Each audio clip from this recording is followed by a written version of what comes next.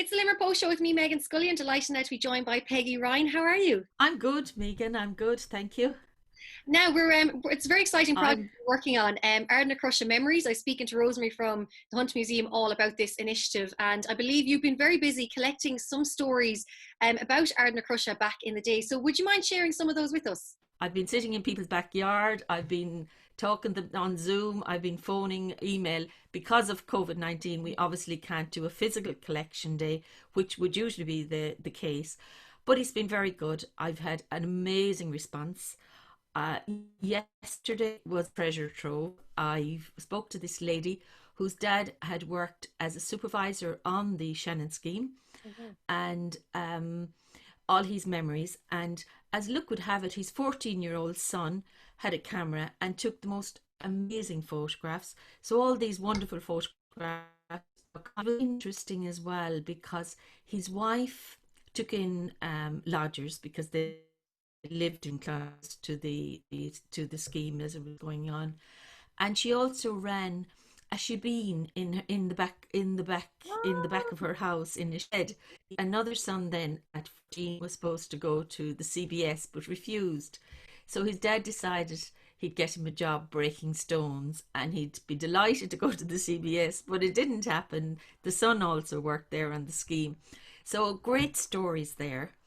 I've been speaking to a few of the electricians, and they would have trained in Ardnacrusha as an electrician, and then they worked their working life. Some of them up to 50 years worked there, and great stories because the changes they had seen, the automation, and Ardnacrusha being from a very, very important source of power for the country, and slowly other stations taking over, and eventually with automation and computerization, Ardnacrusha being even run remotely.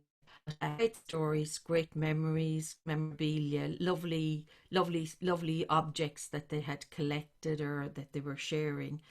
um, Another lovely story was a neighbour of mine. Her dad cycled from Broadford, County Clare, down to Partine the day of the opening.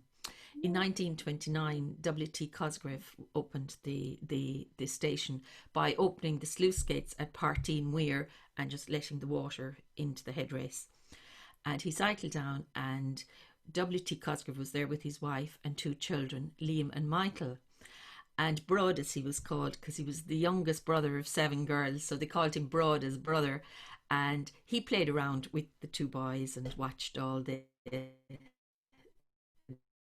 compensation. And then 5 years later, at 85th anniversary of the opening, Brud was asked back, and Liam Cosgrove, who had been a former Taoiseach, the two of them met in the very same place 85 years later, being connected by the power station and the whole scheme. So that was another wonderful. Not her granddad was one of the first engineers in the power station. As you know, Thomas McLaughlin would have been the whole architect, and he was the one to build the power station, all the rest. So he, as luck would have it, he had gone to college in Galway and studied B engineer, a B Eng, and met Thomas McLaughlin there. And then in 1929, he received a telegram from Thomas McLaughlin inviting him to become one of the engineers in Ardnacrusha. So he did. He joined another three engineers and had spent his working life there. And again, the ESB provided staff housing on the grounds of Ardnacrusha for key personnel who would need to be there if there was an emergency or whatever. So the family was reared then on the grounds of Ardnacrusha. So their memories there, and Ardnacrusha was a great place to live because the ESB provided pitch and putt course, tennis, badminton. There was drama groups, so it was a wonderful childhood for any child growing up there, and that was a great story as well. And then another man, he'd started work in 1955 as a storeman in Ardnacrusha. So his memories as well, you know, they were just great memories. So I'm really excited about the project because it's all going to be digitalized now on the European website. So this information, which would have been lost except for this project, is now going to be available. It's going to be available worldwide, and it's truly a great project. And for anybody out there who has any connection with the ESB, Ardnacrusha, the power station, even the dam, building the dam, or anything like that, please come forward. It would be wonderful to record the memories, record the memorabilia. It's so important. It's our heritage, and it was one of the most important things to happen in Ireland, and it was the thing that started the development of Ireland. You know, economically, socially, everything. So I really would just ask people to come forward. And you mentioned Rosemary. Rosemary is the contact in the Hunt Museum. It's absolutely incredible. So Just even hearing your it's stories there, wonderful. it's just it's like it's a Yeah, piece of history that, as you said, would have been lost had you not gone out and gotten those stories. And I think nowadays we're so blessed because of social media and the way we document things that, you know, our we'll always have a piece of our history of what the life we're living now. But back then they didn't have phones, they didn't have social media, they'd no way really of recording it. So I think it's so important to get these stories.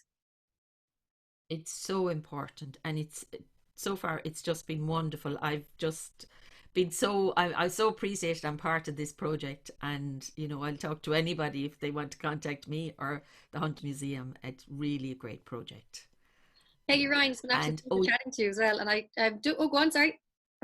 oh yeah, just on the collection day, the Hunt Museum will have a physical collection day on the 26th of September in the Hunt Museum, and Deirdre McParland of the ESB archives will attend and give a lunchtime lecture.